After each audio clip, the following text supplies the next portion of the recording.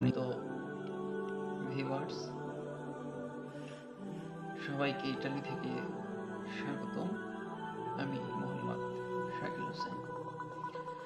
তো আপনাদের কাছে আজকে ছোট একটা মেসেজ নিয়ে হাজির। সেটা হলো, আমাদের বাংলাদেশের যুবক এবং যুবক শ্রেণী তুলনামূলকভাবে তাদেরকে আমি ধন্যবাদ জানাই এজন্যই, কারণ আগে ছোট সময় আমরা যেরকমটা দেখেছি বা দেখতাম, সবাই ভালোবাসা নিয়ে খুব মাতামাতি, উল্লাস, আনন্দ করতেন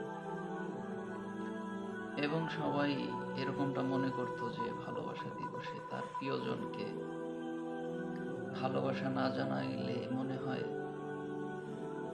বিশেষ কোনো ক্ষতি হয়ে যাবে বা সবকিছু এলোমেলো হয়ে যাবে, কেমনটা মনে করতে বলেও বোঝানো যায় না।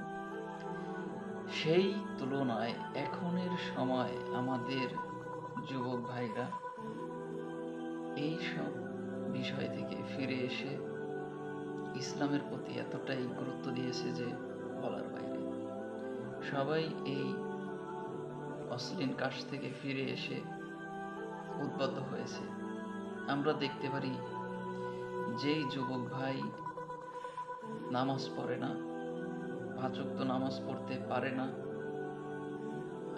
ঠিক মতো মসজিদে যায় না, সেই ভাইয়ের সামনেও যদি কেউ ইসলামের, আমাদের নবীজি এবং আল্লাহকে নিয়ে কটূক্তি করে, যেই ভাই নামাজ পড়ে না, রোজা রাখে না, সেও কিন্তু এটার কঠোর প্রতিবাদ জানায়।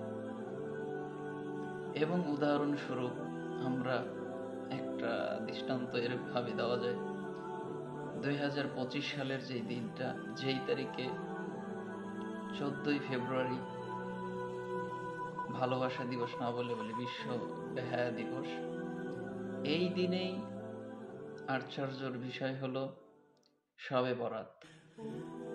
তো দেখেন, বাংলাদেশের মানুষ এখন এতটাই ইসলাম প্রিয়, সবাই কিন্তু শবে বরাতের দিকেই ঝুঁকে আছেন।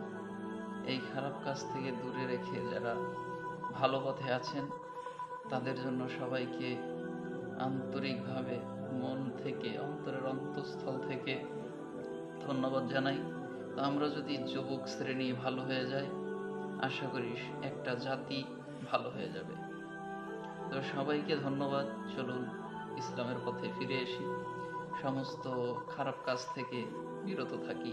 ধন্যবাদ সবাইকে। আল্লাহ হাফেজ।